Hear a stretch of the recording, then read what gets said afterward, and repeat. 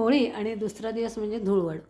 आणि हे तुम्हाला आयुष्यभरासाठी लक्षात राहील असंच आमच्या बालपणातली होळी आणि धुळवड होती.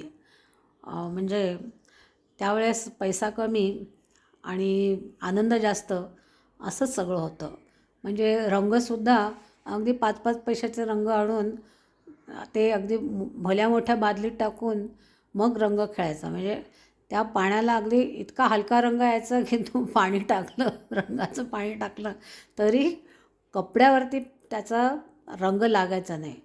बरं लागला तर लागला, पण त्याचंही वाईट वाटायचं नाही, कारण घातलेले कपडे इतके फाटके असायचे की कशाचंच काही नाही. मग तो मातीने रंग खेळणं असो की शेणाने खेळणं असो, पण ती एक मजा होती.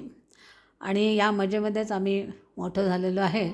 आणि अशाच धुळवडीचं अत्यंत सुंदर गाणं म्हणजे रंग बरसे भीगे चुनर वाली, रंग बरसे ओ रंग बरसे भीगे चुनर वाली, रंग बरसे. तर अशी आता म्हणजे वय वर्ष साधारण 5 ते आता माझं वय 60. तर या 60 वर्षामध्ये जर होळी आणि धुळवड म्हटली तर पंचवल्ली वाड्यात रंग खेळून झाल्यानंतर मिळणारा खाऊ आणि तो म्हणजे कच्चा चिवडा. नंतर कोणी अगदी थोडंसं काहीतरी शंकरपाळे वगैरे घेऊन यायचं. आणि त्या मम्मी आमच्या होत्या, त्या मात्र भरपूर घेऊन यायच्या खाऊ.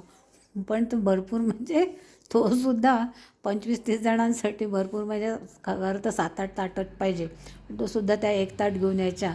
पण त्या एक ताटामधला कोणी एक शंकरपाळा, कोणी एक गोड शक्करपाळी वगैरे घ्यायचं, आणि ते खाऊनसुद्धा आम्ही खूप हसायचो आणि मजा करायचो. तर अशीच मजा आता आपण एका छान गाण्याने ऐकू. आणि ते गाणं विद्याने म्हटलेलं आहे आणि खास करून तिचा आवाज इतका छान लागलेला आहे की तिचं खरंच कौतुक करायला पाहिजे. म्हणजे ज्या प्रसंगातून ती गेली आणि आज तिचा आवाज ऐकला असं वाटतसुद्धा नाही की ती त्या प्रसंगात आहे, पण ती खूप छान सावरली आहे.